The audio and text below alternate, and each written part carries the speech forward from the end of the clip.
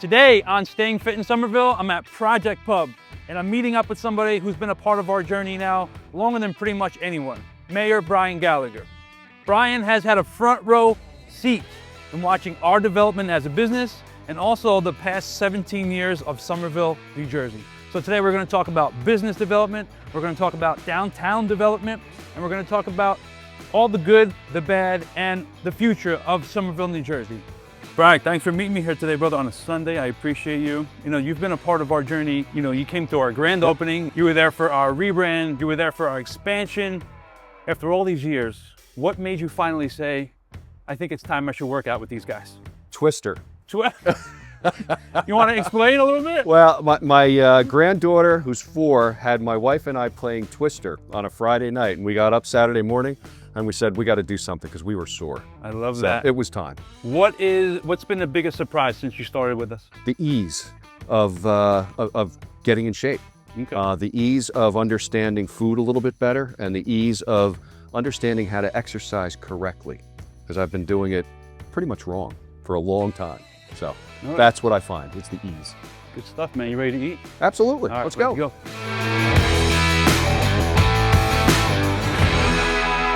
All right, Brian, thanks for coming out again, bro. Thanks for having me. You know, we've been in town 17 years now. Yeah. Karen and I, you know, we don't preach a certain diet. We don't tell you to eliminate certain foods. We like to encourage, especially this town has got a lot of great restaurants, so we encourage you to go out and eat. Part of our nutrition coaching is helping you go out and eat in town and not only patronize the businesses, but, you know, live a life. I think it's fantastic. You know, you're reaching people where they live and where they eat, and showing them that, you know, we've got all these great restaurants downtown that you can still go out, have fun, enjoy all those restaurants, right, and eat healthy, and still work on yourself. Yeah. So it's great. I love Good it. stuff. I appreciate the support, man. What are you getting? You know what you're getting? I do. You know what? I took a look. You know, normally I'd get the big breakfast with, you know, the eggs and the sausage and the hash browns and all that. You know, I'm looking at the vegetable frittata, and you mentioned before adding a little bit of chicken to it, which I think is a great idea. Yeah, because it's only, there's carbs in there, which is fine. Sourdough, fine, but there's really no protein. If you have just carbs and fat, you know, it's going to feel weighted down. And yes. Plus, you know, now you're building muscle, so you need to support that with some protein. So I'm gonna do the same thing and see if they can throw in some chicken. What made you become mayor in the first place? Part of it comes down to the area where I live in. There's an offset corner. There was a bad accident at the corner. A car wound up on my lawn. And so I went to a council meeting, and they referred me to parking and traffic. And I went through the whole rigmarole, and I was trying to push for a 4-way stop at the corner, and it didn't go anywhere. And so I started going to council meetings for a number of years, just understanding issues, and I started to question things and asking why. And I ran for council, lost completely, really bad. And then I came back again, ran for council, and I won. And then 2 years later, the mayor's seat was coming up. The mayor at that time was not running for re-election, and I threw my hat in the ring. And I won by the princely sum of 3 votes. Wow. And that was back in 2003, and I took office in 2004 and served until 2018, and then was a freeholder for 3 years. And then I went into private citizenship for a bunch of years, and my wife looked at me one day and says, "You loved it. Everybody's still calling you anyway. Go do it again." So I did, and here I am.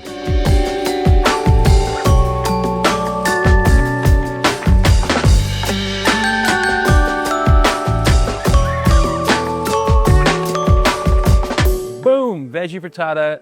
They did throw some chicken in it.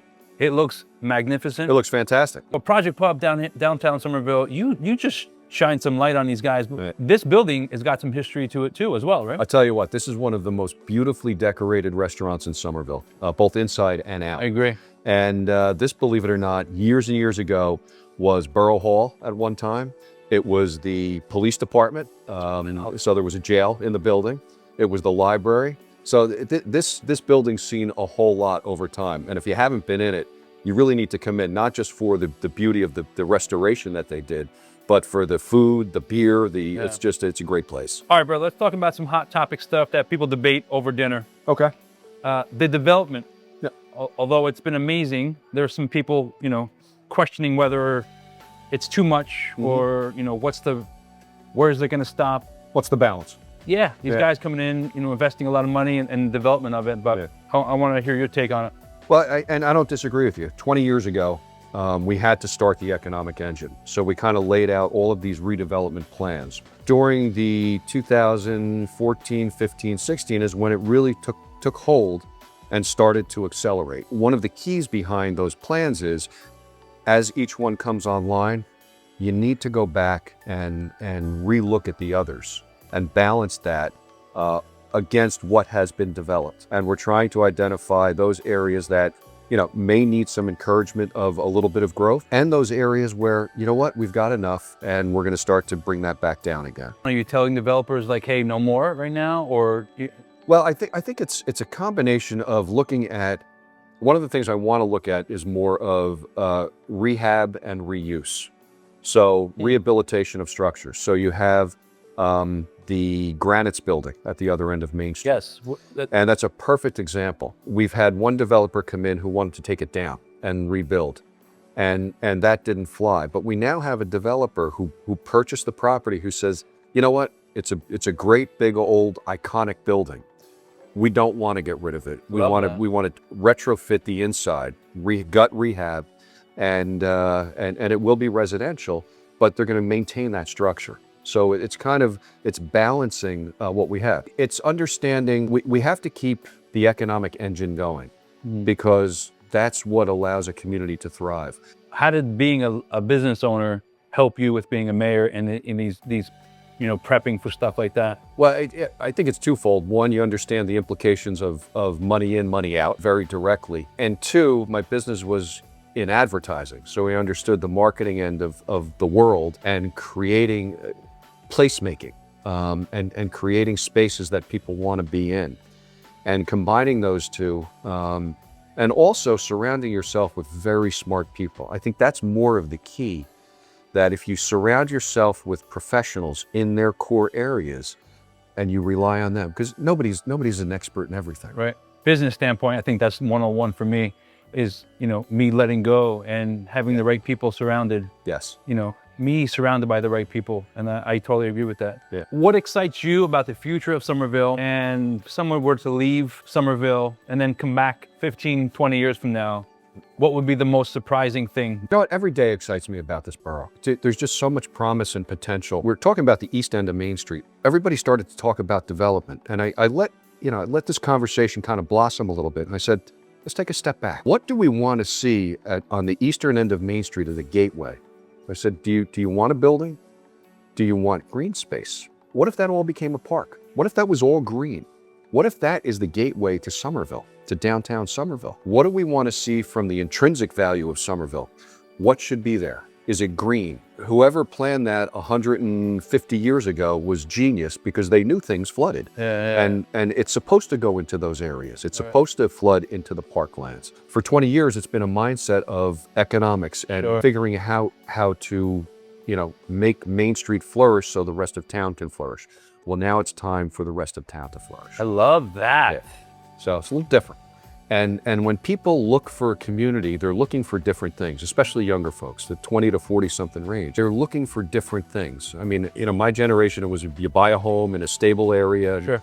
And now it's very activity based, event based, and we're fulfilling a lot of that, which in turn also drives up the housing market in Somerville. Sure. For those that are in their homes, who've made those investments, they're looking at it going, yeah, great stuff. Let's go. Me too. We bought our house in 2016 in Somerville. So you've at least doubled, at least. Very grateful. Yeah. And from a dad of two little kids now, a small family of 2 little kids, what you're talking about is brilliant for this area. That is awesome. All right, let's do some rapid fire questions. You okay with that?